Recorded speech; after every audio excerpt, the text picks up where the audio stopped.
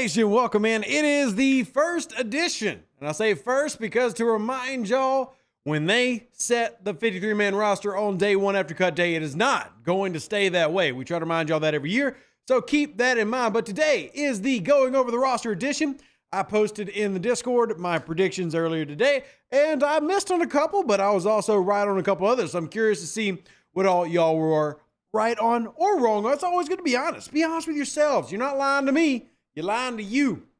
So we're going to talk about that as well as go over. I was a little bit late tonight because I was putting together the chart so that y'all can see not only where the roster is right now, but also see the expected depth chart, if you will. So we're going to talk about all those pieces, get everybody's comments in the live chat, of course.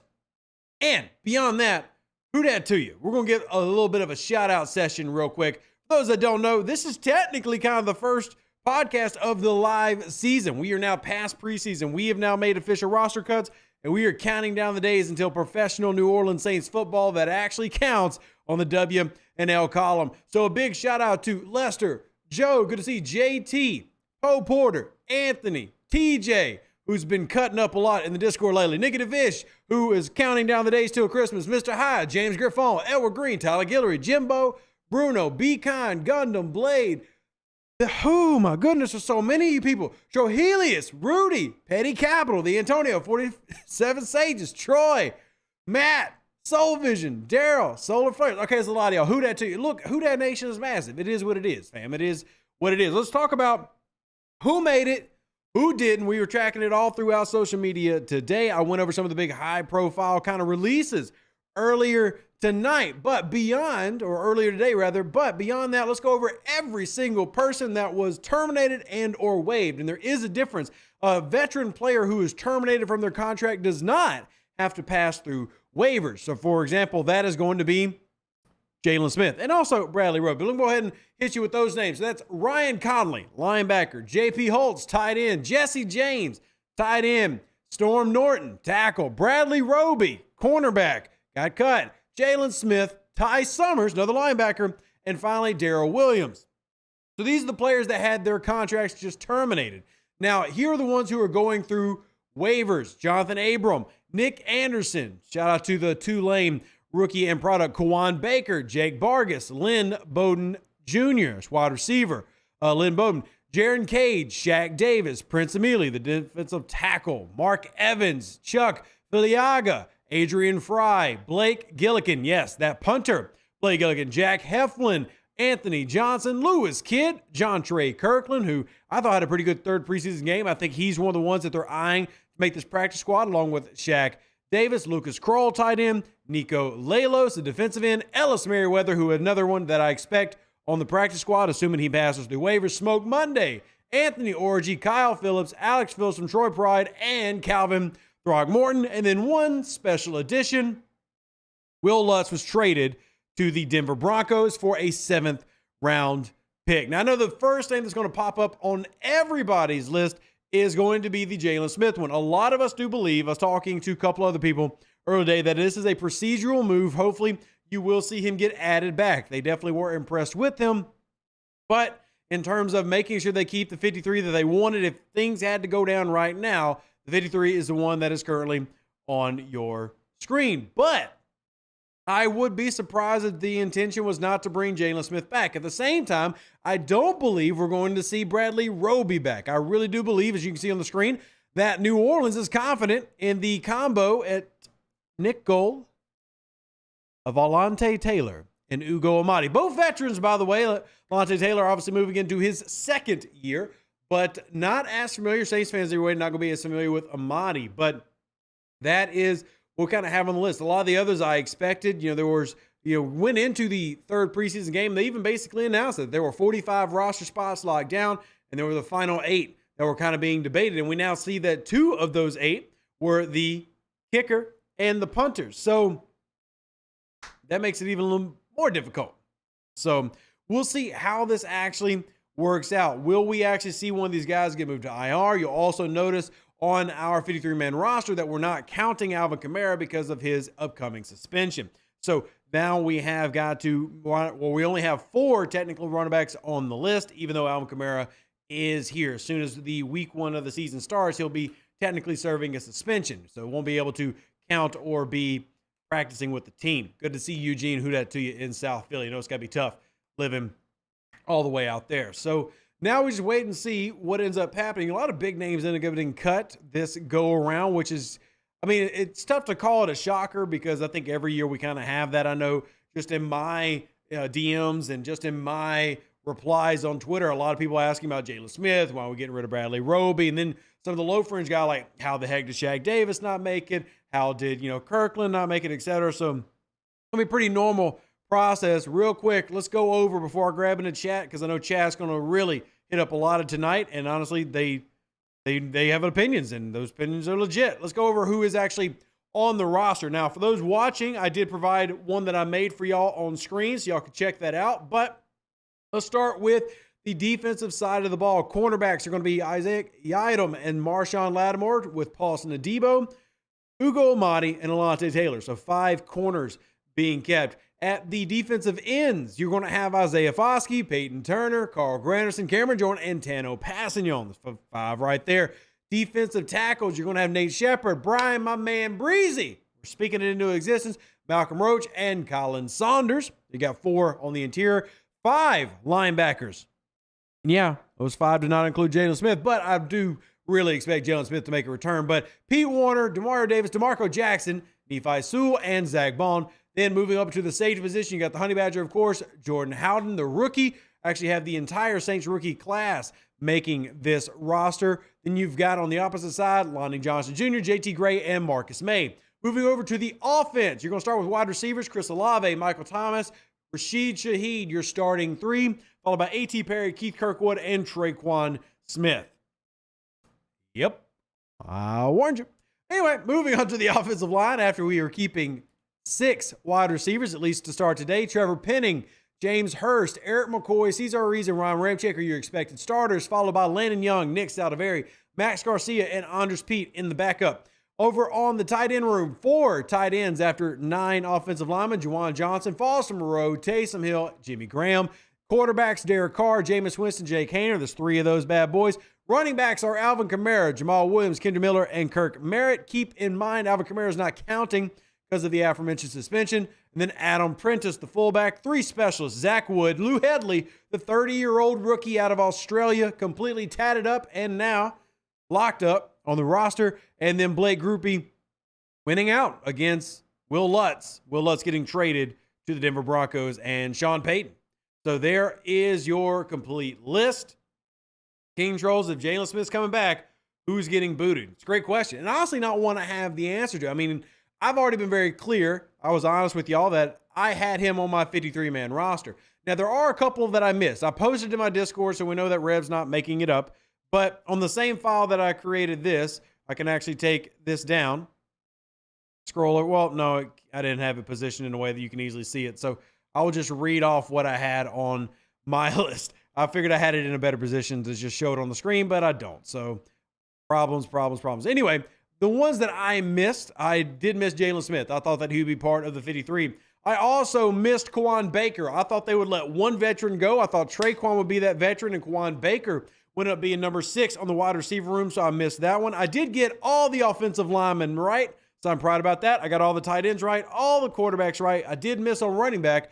I thought they would keep Darrell Williams, the veteran. They ended up going with Kirk Merritt, the young guy. So in all, I missed 2 names on offense. Defense, and on the defensive side, I got all of the defensive linemen right. Pretty proud of myself. I missed on linebacker because I had New Orleans keeping Jalen Smith instead of Nephi Sewell. So that was a miss for me. And in terms of the DB room, I nailed it with the exception of Bradley Roby. So I basically missed 2 on each side of the ball. And then special teams, well, I missed all of those except for Zach Woods. So overall, I think I did pretty good. I missed 6 total names of a roster of 53. So I'm semi-proud of myself.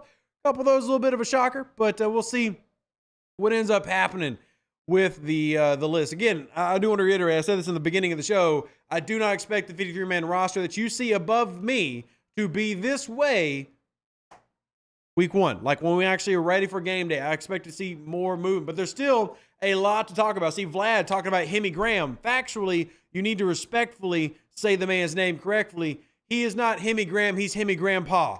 And we respect the hell out of the ancient veteran Hemi Grandpa, and I love that he made this roster. His past 2 weeks, he's looked really good. And if you watch the film study, sadly, not a lot of y'all have watched the film study I put out on Jimmy Graham or Hemi Grandpa.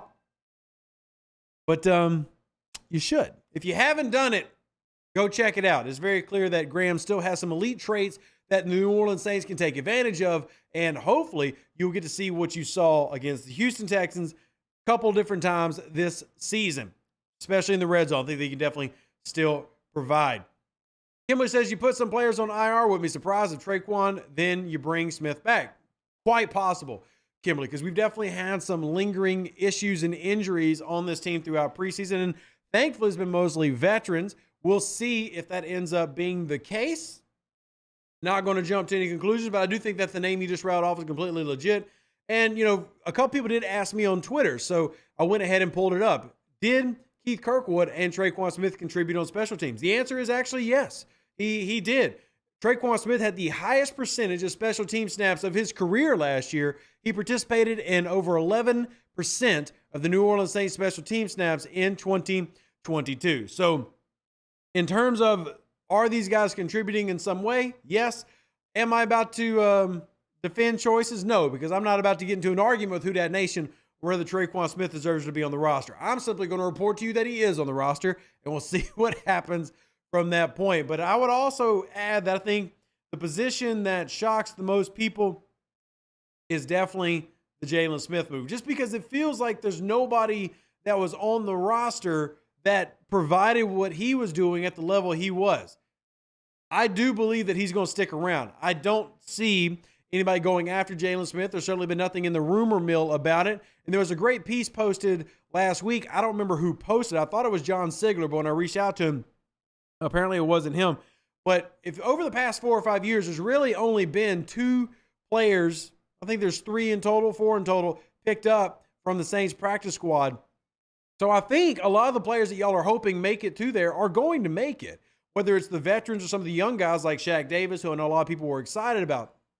Either way, I think that New Orleans is in a good spot. I think it speaks a lot to the quality of this draft class, and I hope that quality shines throughout the year. Like, I hope that we actually get to see this quality backed up by more than just us assuming it based on what we see. But the fact that the entire Saints draft class made the roster, I think is a good thing. We talk about the 2018 draft class being bad, but most of those stayed in the NFL. New Orleans just didn't keep them. I love the fact that you've got the entire draft class being good enough to make it, because when you look at guys like, Jordan Howden, by the way, the DB room, I don't think it was a lock for him to make it. I think he showed this preseason, this camp, he deserved a roster spot. When you look at Nick Saldiveri, very raw coming out of Old Dominion, I think he proved that when it comes to the depth of this offensive line, he's worth keeping. So hopefully that's the case. Now, Pammy says, dudes talk the Hoodats off the cliff. They want to jump. I don't think they need to jump. Definitely don't think that. I think that if you are the New Orleans Saints, the only one that I would personally go, is Jalen Smith. But I think that he's going to come back. We'll see if that's the case. I said that I would rather have Will Lutz, but I also said that they had a pretty equal camp and pretty equal preseason. So whatever direction New Orleans went with, fine. You got a 7th round pick out of it. The Roby one, I understand. Is it a question mark? A little bit, but at the same time, I understand Bradley Roby. You got Lante Taylor, who you expect to be a starter, but also, not just that, one of the biggest names throughout camp has been Amadi. Ugo Amadi is a veteran player in the league. He has seen significant action, but he's also not like an aging veteran either. Amadi's young. So, as a whole, I'm not too upset by any of the moves that I see. I do want to make sure that Jalen Smith comes back, because I believe that he was truly one of the better pieces of depth in that linebacker room, and I hope that ends up being the case. But I have no problem with Ugo Amadi being, a part of that depth. And he's younger, again, than Bradley Roby, who turns, 32 this year, whereas Amadi is 26. Still hopefully has, that prime ahead of him. But this is a guy that played with Seattle after he got traded with Philly from Seattle. Then he played with Kansas City last year. So, this is a good player that I think can contribute to this team. Do I believe that Alontae Taylor needs improvement from the slot? Yes. Do I still believe that Alontae Taylor can play the slot? Absolutely. In fact, that's actually something we talked about last year. If y'all remember, when we were talking about Taylor coming to this team, we talked about how, yeah, he could, in fact, play the slot. We talked about that last year, and I think that's still kind of the case for him. Does he need to get better at it? Absolutely.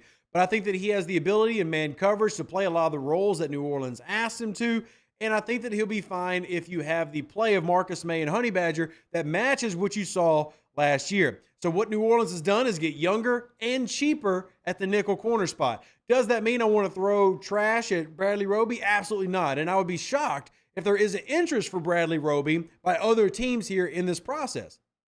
But at the same time, I do understand the move, and it does make sense. Every year you do need to work on getting better, and that includes getting younger at certain positions. There's a reason that if you go historically around the NFL, teams that have the average oldest age typically are not the teams who do well and go deep into playoff runs. That doesn't mean that everything is about youth, but it does mean that it's one of the variables you have to look at. So as you're going on this roster building, you see what we're going to do. So like John asking, hey, $60 million in cap space, what do we do? I think New Orleans has to roll that cap space into next year and use it as a tactic for when they're building the roster next season. So anyway, Pammy says Lutz was 74% last year, 88% the year before that. Let's keep it real. So one thing I want to add to just kind of on that comment, guess who was 74 or 73.6% last year, Miss Pammy? That'd be Blake Grupe.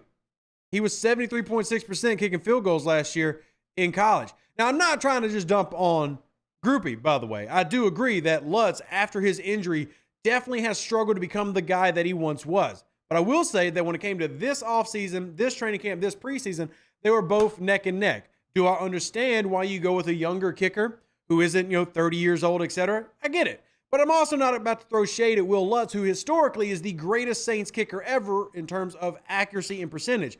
Now, did he have the longevity? No. But you can put Will Lutz's 6 years up against anybody in NFL history for the New Orleans Saints, and he's going to probably come out on top. So, and that includes him having such a down year last year. So just putting that out there. I get the Will Lutz move, but I also don't want to kind of drag his name through the mud either. It's one of those that you are having to take a big risk with Grupe, a big risk, because this is a guy that may have had a great camp, but he did not have a great collegiate career. Was he good? Definitely. There's a reason that he's trying out for an NFL job, but it wasn't like he was in college kicking 90% either. So things that you got to keep in mind. And Robbie says Morton Anderson. Look, Morton Anderson, toe-to-toe with Will Lutz, give me Will Lutz. Give me Will Lutz. Absolutely. So, absolutely. Joe says Grupe missed the 60, but looked like he could have made it from Lake Charles.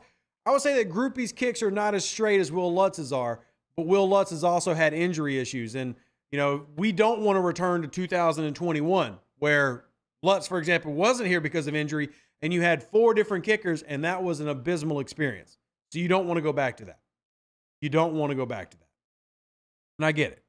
And I'm okay with the rookie coming in. Let's see how he does and hope for the best, right? I mean, that's all you can do. There are pressures that you worry about a rookie handling, even from a kicking position, but he certainly did not have a bad camp. It's not like you had to get rid of Will Lutz. You simply had 2 great options, and New Orleans managed to get something for one of them. And if you notice, within the past 24 hours, 3 different trades for kickers were made. 3 different trades for kickers were made. So that's a pretty big deal. So we'll see if that ends up biting New Orleans Saints in the butt. I hope it doesn't. I don't think it will, but we'll see. Eugene says, a great day, and you're trying to trigger all of us 45 to 50-year-old. I'm not. I'm just saying that historically, Will Lutz did something that no New Orleans kicker ever did. Even with last year being obviously Lutz's worst year, his career field goal percentage is 85%. And that's significantly better than the Great Dane with New Orleans. In fact, remember the last 11 years of Morton Anderson's career, which is mostly with Atlanta, he only attempted 22 kicks from 50 plus, and he missed half of them. Whereas you take a look at what you were doing with Will Lutz, he attempted 30 of them and made about 20 of them. So just in general, when Will Lutz was on, he literally was on a historic pace. There's a reason that he made the Pro Bowl in his 4th year, and his 3rd year, he kicked 93.5% on his field goals, and that's with him having, I think 4 attempts from 50 plus. I'm just saying that when Will Lutz was healthy, he was insanely good. That doesn't mean that John Carney, Morton Anderson, et cetera, weren't. And there is something to be said by Morton Anderson lasting in the league 25 years. At Will Lutz's current look, he's not going to make it in the league 10 years. I hope the best for him, but we definitely can't deny that he went down the past 2 years, and that's technically the past 3 years because he missed 2021. He was down in 2020, and last year was his worst year. But, I mean, when Will Lutz had hit that stride, man, it was special. You just wish he could have kept it, and hopefully, for his sake, he gets it back. Hopefully, for his sake, he gets it back. Can we find a replacement for Max Garcia and Landon Young on the waiver wire? It's very possible, Gotti. I think like most fans, I don't have a lot of confidence in the backup O-line room. Like, I'm very high on Saldivari in terms of what he can become. I'm not high on him for right now. I definitely would like to see improvement from who he is to what he can be.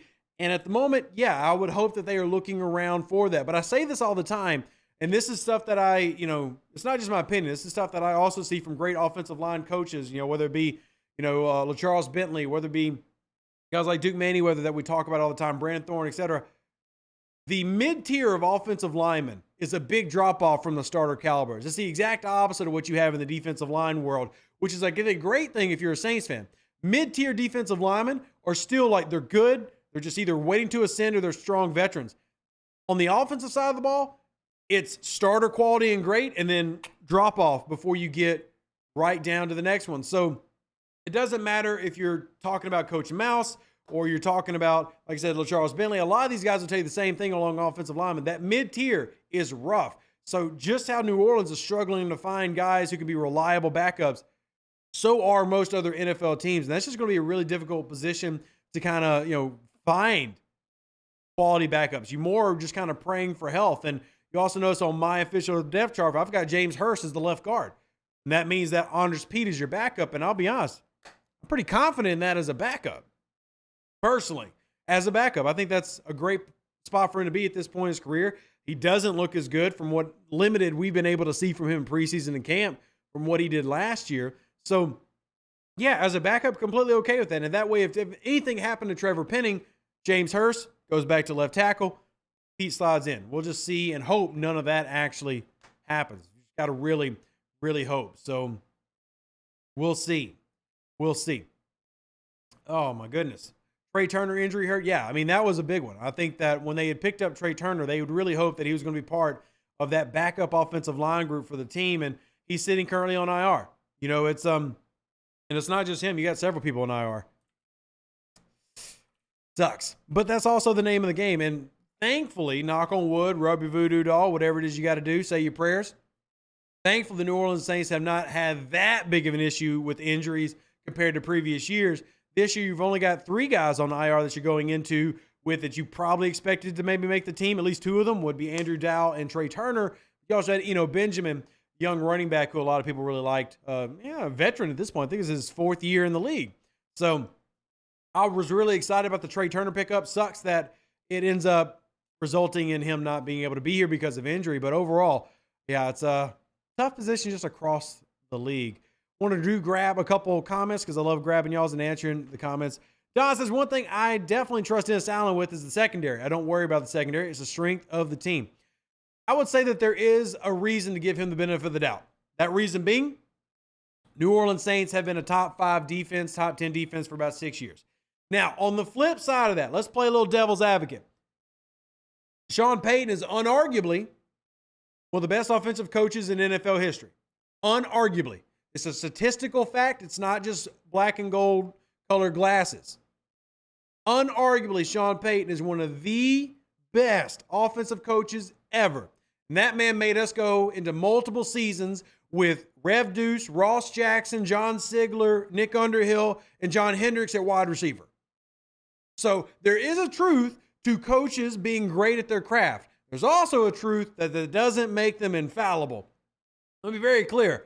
I give Dennis Allen the benefit of the doubt, but at the same time I go, is the Bradley Roby thing going to bite us in the butt? I don't want to just be, for sure, he knows what he's talking about. Do I believe he knows what he's talking about? Yes. At the same time, I don't think he's infallible, and I don't want to become that guy who just puts all of his trust in Dennis Allen, because I'm also not going to forget the fact that as a coach, he's got a winning percentage of like 17%.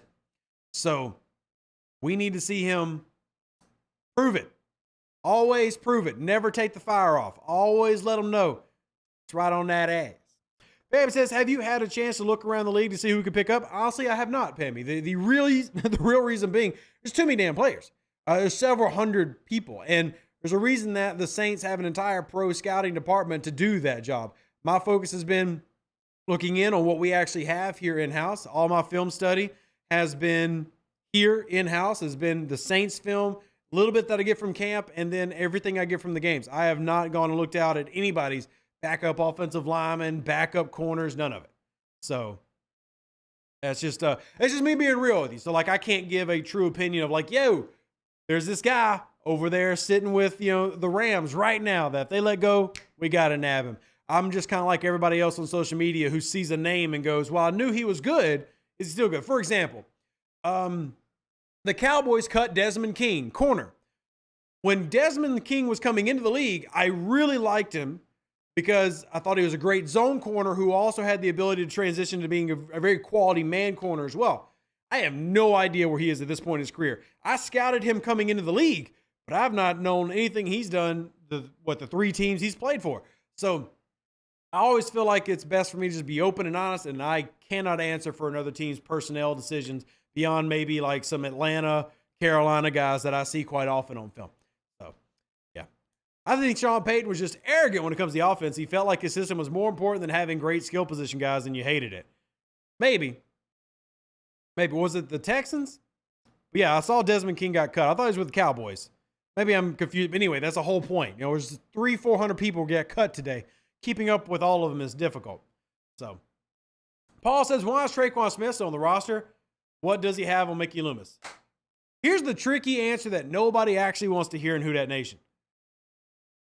Tre'Quan Smith does a lot of the things right that are fundamental to a team's success, except for the one thing that his position typically is known for, catching the football. I mean, he's never developed into a 6, 7, 800-yard receiver. He contributes on special teams. He blocks. He's a veteran with good leadership. He's respected in the locker room. But I still don't necessarily know if he's going to be here in 3 days. I mean, who knows? He could be the IR that they choose to use to bring Jalen Smith back.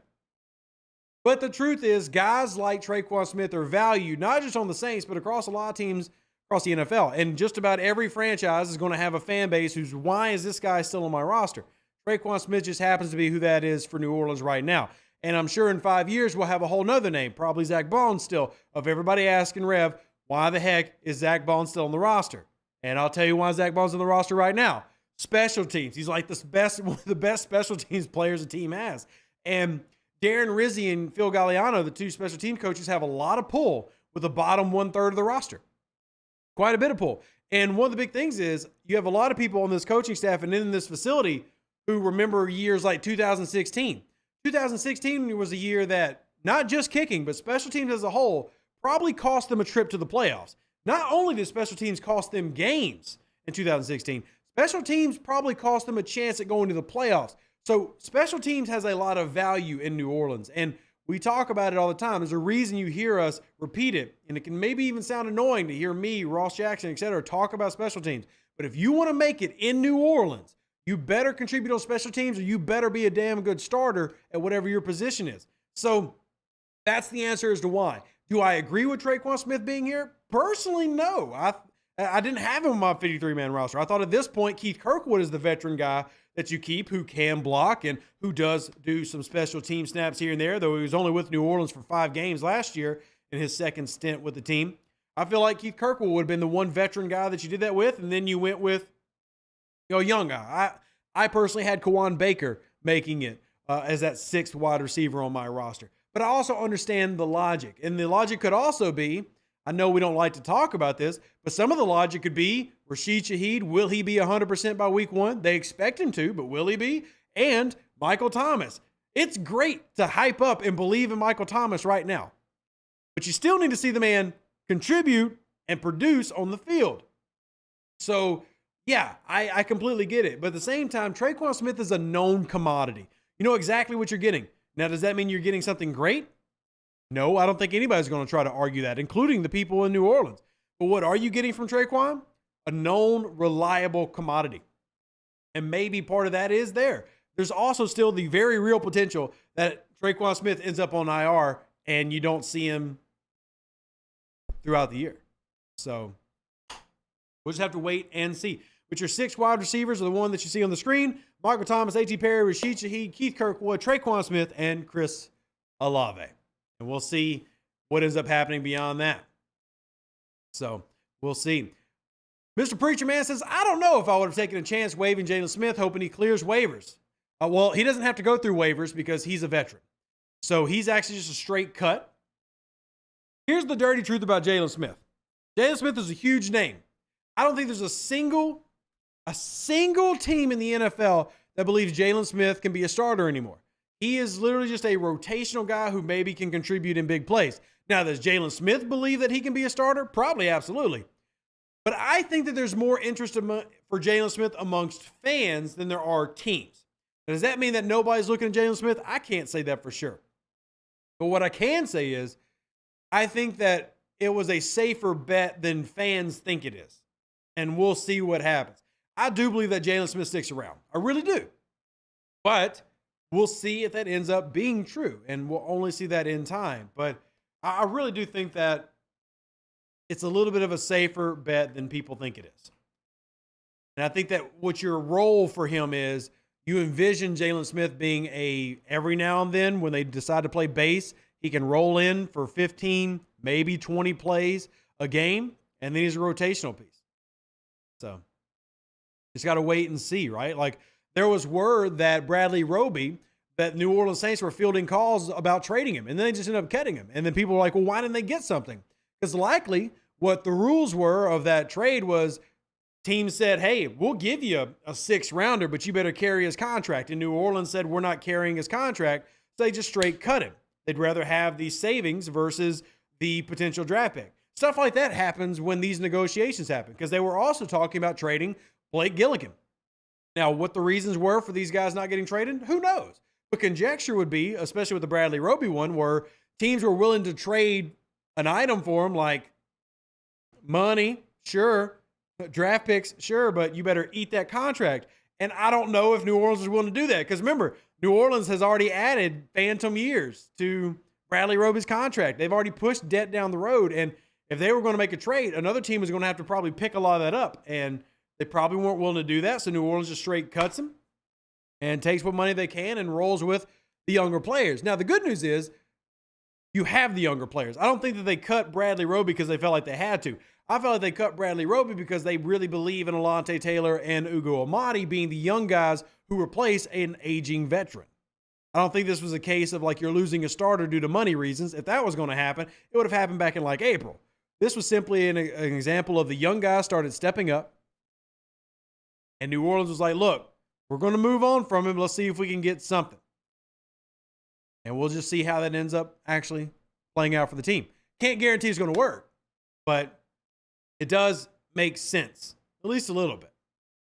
At least a little bit. Whereas, hey, Will Lutz, you got a 7th rounder for. And there was no like, hey, New Orleans, keep your contract. Because at this point, I feel like New Orleans is just kind of fleecing Denver of like whatever they can. Like, Sean Payton wants something? Cool. You can have it. It's the old commercials. Let him have it. That's what New Orleans is doing for all their bottom end roster spots that Sean Payton wants to keep yanking. And if Sean Payton wants to go into this season with a bunch of people who couldn't make it in his Saints offense, more power to that man. I do wish Sean Payton success. I know not every Saints fan is going to agree with me on that, but I truly do want Sean Payton to be successful in Denver. I don't think he's going to be successful in Denver by picking up a lot of New Orleans Saints scraps. That's not necessarily intended at Will Lutz, but like if you go look at the Denver Broncos roster, there's a lot of Saints up there. Like a lot. It is what it is. I'm hating, but like Marquez Callaway, why is Marquez Callaway up there, son? Adam Trautman, why'd you trade for Adam Trautman? Who, by the way, Adam Trautman hasn't even had a great like offseason from what we've seen, from what I've seen. Because I did watch Denver preseason games. I didn't study their film, but I did watch their games because I am interested in seeing how Sean Payton does outside of New Orleans. I'm just like looking at all these former Saints going, wow, okay, good luck. See what happens. So we wait and see. Callaway did he get cut? Because he's still on, he's still listed, I think, on the roster of their 53 on our labs, but I don't think it's updated yet. So I'm curious now. I have to go back and look and see who all's up there. But yeah, wait and see. Sean Payton been picking up everybody junk for years. I don't know, but I do want to see if Sean Payton can be successful outside New Orleans. So we shall see. We shall see. Just keep on bringing in your takes. What do you think? K-Man says they're expecting Morstead to re-sign with the Jets. I did see he got cut, but again, there are these type of moves we call procedural moves. You would have seen Ross Jackson, myself, Sigler, et cetera, talk about it. And sometimes you make these moves for guys that you don't think can make it past waivers, but will still be available, that if you just straight cut them and you think that they'll still be available to be signed or another team's not going to show interest, and you simply bring them back a couple days after your main player has gotten kind of saved, and then you stick them on your practice squad. So we'll see. I think it's a pretty high, I would have to say, if I had to give you a number, 75% chance to see Jalen Smith back. That's just my personal feelings. Whether I'm right, well, time will tell if I'm right. But I'd say probably 50 to 75% chance Jalen Smith is back within a couple weeks. That's what I would expect. I feel like even if he isn't, he's the one that the Saints have on speed dial if an injury happens. I mean, he definitely had a lot of positive reactions, not just from fans. I mean, Dennis Allen had a lot of positives to say about him.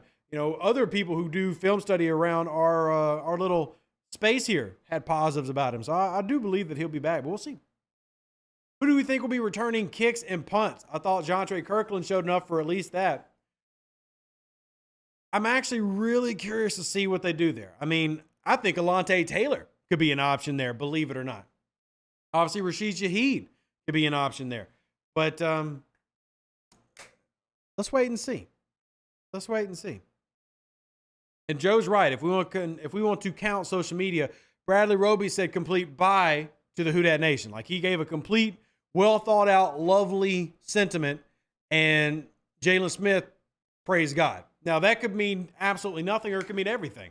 You know, Will Lutz, if y'all missed it yesterday, Will Lutz was in an interview, and that dude was crying during the interview. It's like the man knew. He just couldn't say anything. Man knew. And is what it is, right? Is what it is.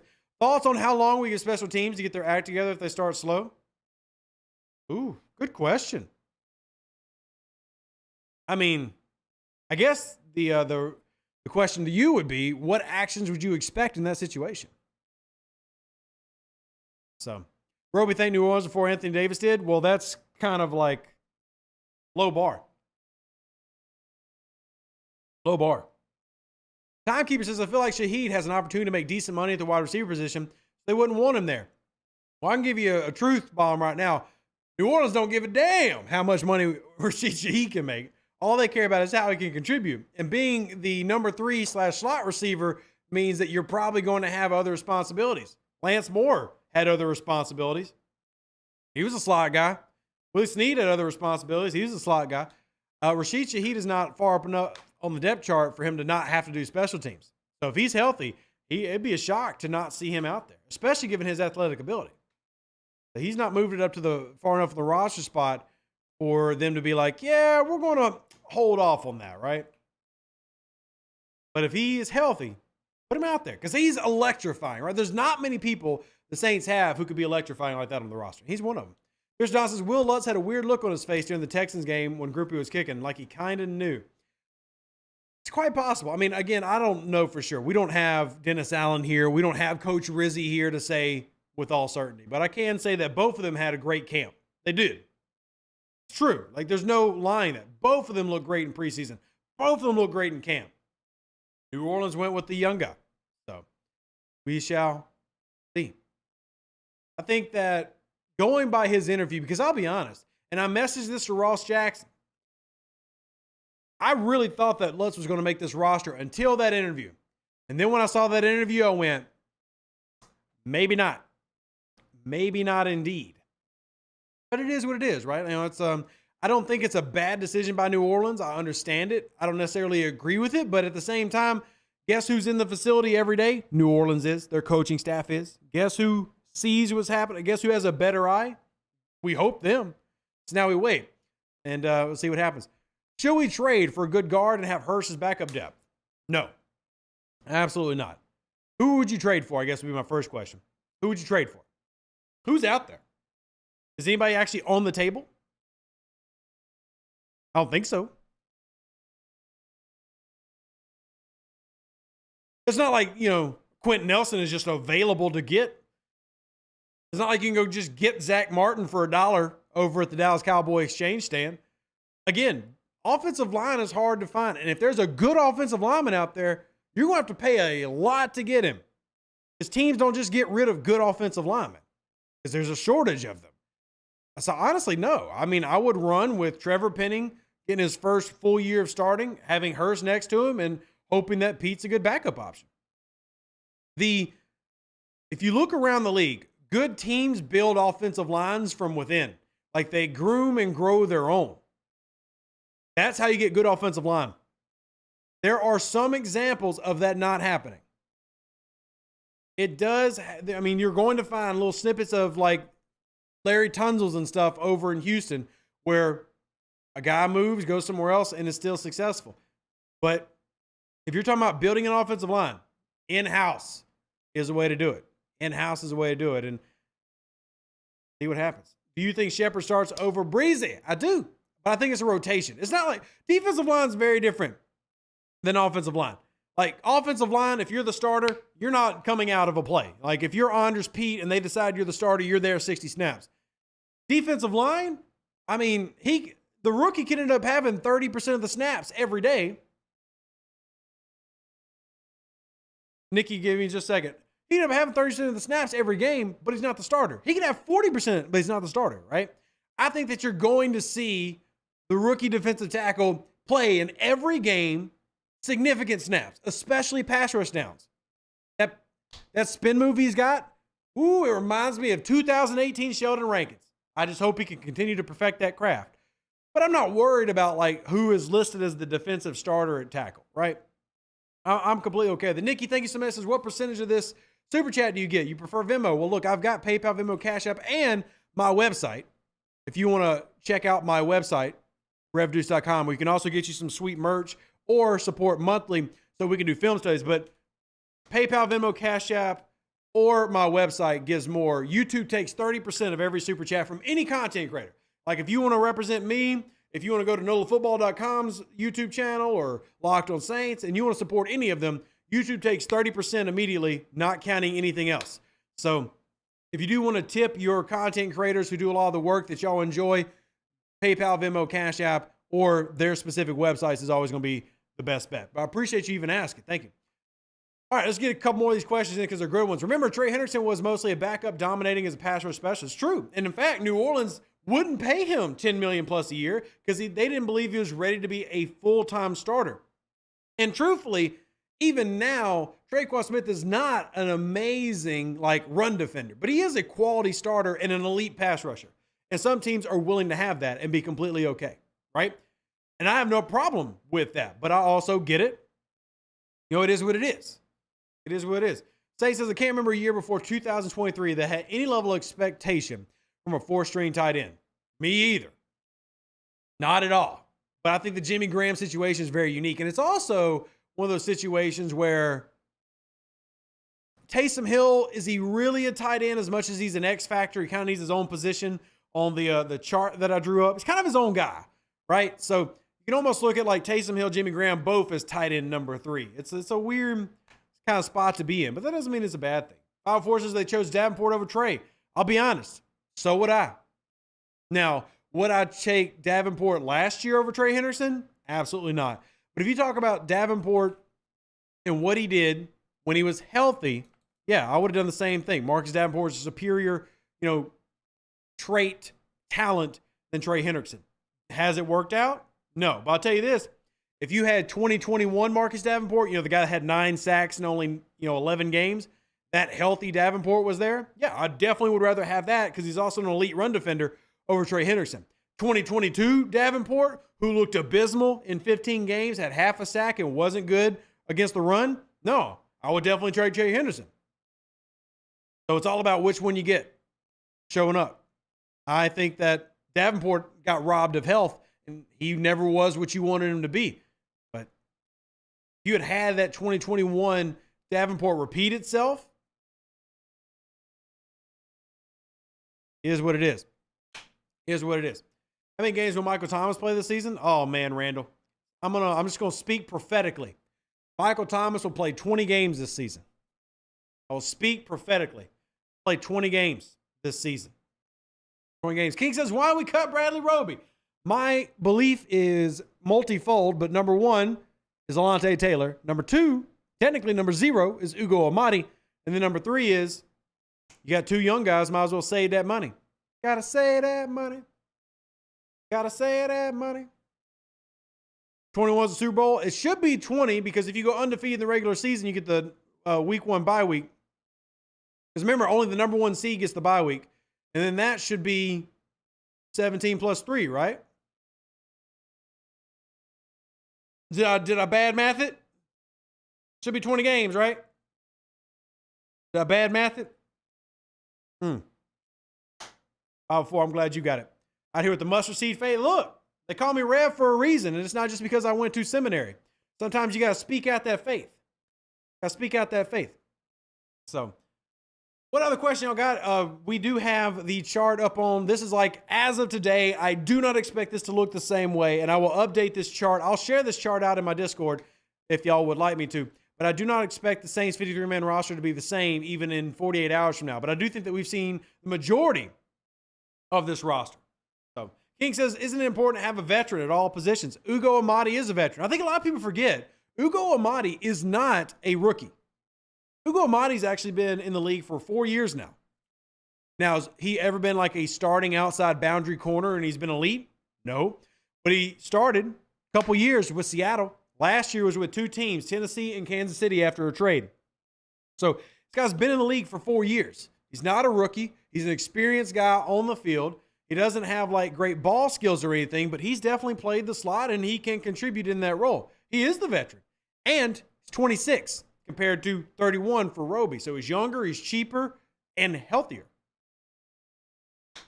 So, when's the last time the Saints had a rookie kicker?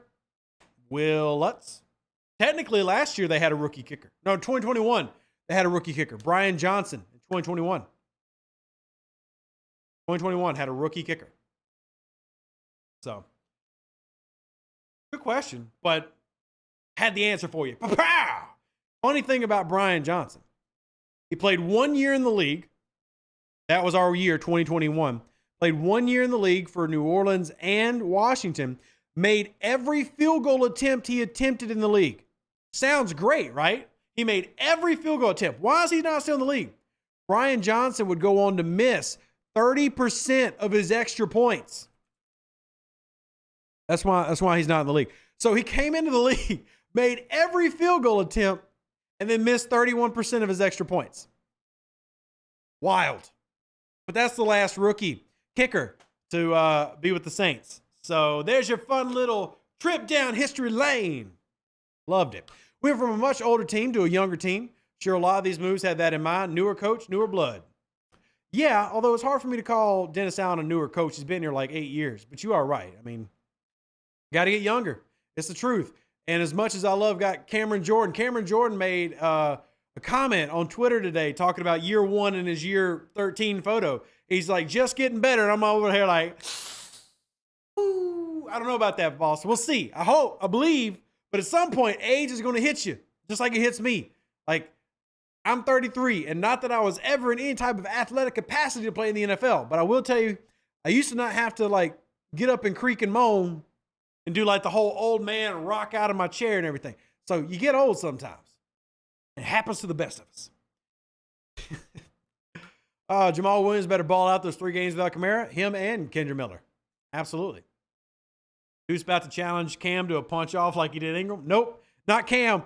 At least Mark Ingram is my height and my reach. Cameron Jordan's about 4 inches taller and significantly heavier. At least against Mark Ingram, I had a weight advantage. I ain't got no type of advantage against Cam. He probably knows anime better than I do. I got no advantage for Cam. But I'll still sneak that 1 on Ingram. 1.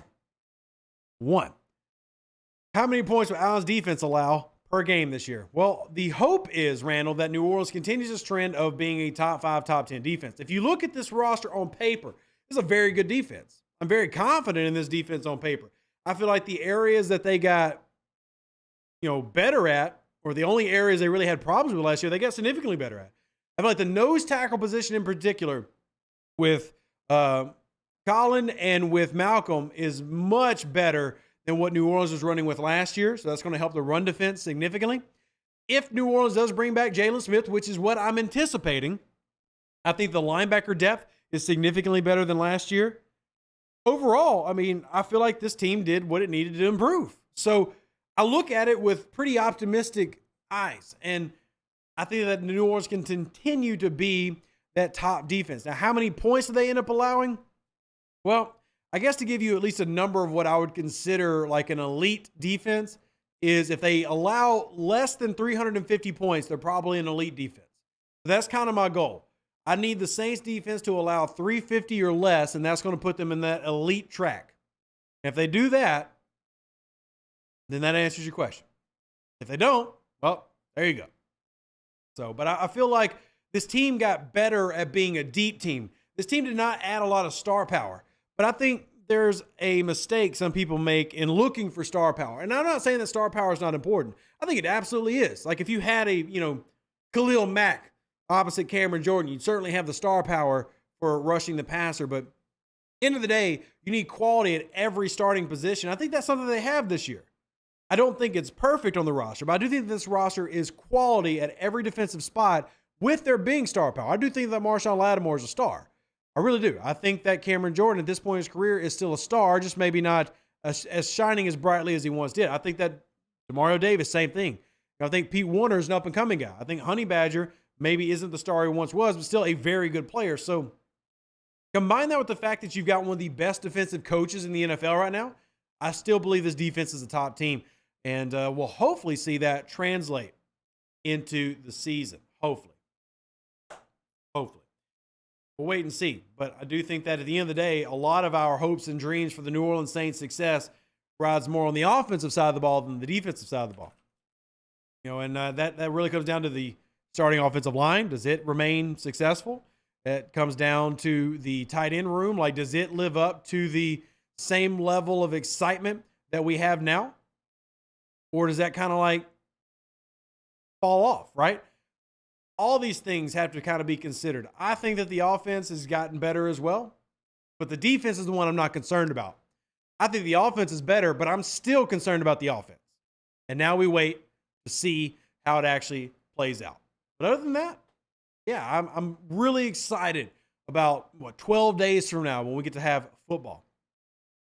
What's our record at the midpoint of the season, in your opinion? I got us at 7-1. Wow, King Arthur is all up in the Kool-Aid, and I ain't mad at you. Realistically, if New Orleans 8 games into the season is 5-3, I'll be very, very happy. Very, very happy. If New Orleans is 5-3, look, I expect there to be hiccups with this new offense. I do. I think Derek Carr is a significant improvement at quarterback. I don't think he's Drew Brees. If you're 5-3, I think you're dominating the NFC South, and you're on the road to the playoffs. Do I think they could be 7-1? I think anything's possible. Do I think it's likely? No. But let's rattle off those games. Tennessee Titans. It's a home game. Do I think New Orleans can win? I do. So let's just say 1-0. Then you got a division game in Carolina.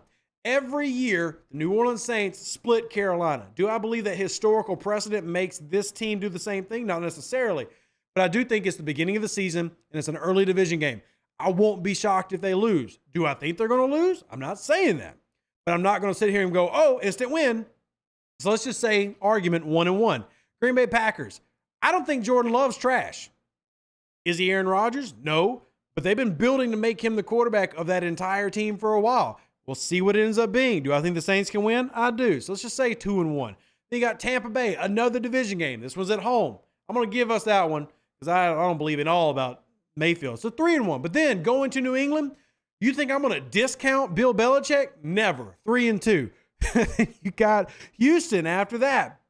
I think you beat Houston. I think you're a better team than Houston as a whole. 4-2. But then you got the Jacksonville Jaguars. I think that moving, very good quarterback. All right. Then you got Indianapolis, Chicago, and the Vikings. I think you can win those games. I think you can definitely go 5-3. But I don't think it's as clear-cut, easy wins as 7-1 would make it sound. I think you could very easily lose to Jacksonville. I think you can very easily lose to Carolina. I also think you could still very easily lose to Kirk Cousins and the Minnesota Vikings. So let's get there first. Do I think that the Saints can be a winning team this year? Yes. And I think if they go 9-8, they win the division. But I'm not ready to jump on the 11-win, 12-win train. Do I want to be excited? Absolutely. Do I think that all these things could like bite us in the butt and we get trumped by the Titans in week 1? That also is a possibility because the Titans ain't no slouches now. Mike Vrabel is not somebody that you just overlook, right? I don't think you just overlook Mike Vrabel. I think that there's some talent over there. Do I think that Derrick Henry is the best running back in the NFL anymore? Nope. Do I think that he can barrel the hell over some people? Yep. So we'll see, right? Don't discount any game. It's a brand new season for every team. For every team. We'll see. You think the Saints play more base D with 3 linebackers? Makes slot corner less important. I do expect there to be more base defense this year. I would actually think the base defense goes anywhere to 25 to 35% this year, which would be about 20% more than what you've seen in the past couple years. So, yeah, I actually do. You sleep, we're going to be 6-2, at least for the first 8. I'm here for it, Steven. I absolutely am. What do you see that makes you believe that? I'm not saying you're wrong. I'm just saying that, like, I can't look at the roster and just go guaranteed 6 wins. I can't. Do I see us winning all the games? Every single one of the games, I see us having winnable games. I really do. All those first 8 games I see as winnable games. Do I think they're going to win them all? No, because it's the NFL. The whole point of the NFL being better than every other league, and I do believe this, is because every team can beat you. Even the worst team can beat you. So I don't write any of them off. And the fact that our first 6 games, 4 of them are away games, I don't like that. Maybe it's just me. But your first 6 games, 4 of them are away. That one bothers me. Now, we can talk about Houston being an extension of New Orleans. Like, maybe we'll have a lot of people there, but still, that's tough. And I hope they end up winning them. I do. But that's tough. I mean, any NFL player will tell you the same thing. That's a tough start. Can they be 6-2? Absolutely. But I'm not going to sit there and write it down now. Let's see how they look in week 1. Let's go over the film in week 1. Let's bust out that all 22 then. And then we can kind of jump on it and hope that's the case. Look, guys, I've loved this. If you want to have more football talk, you want to be here Thursday night, we'll be doing more and hopefully have some more roster updates.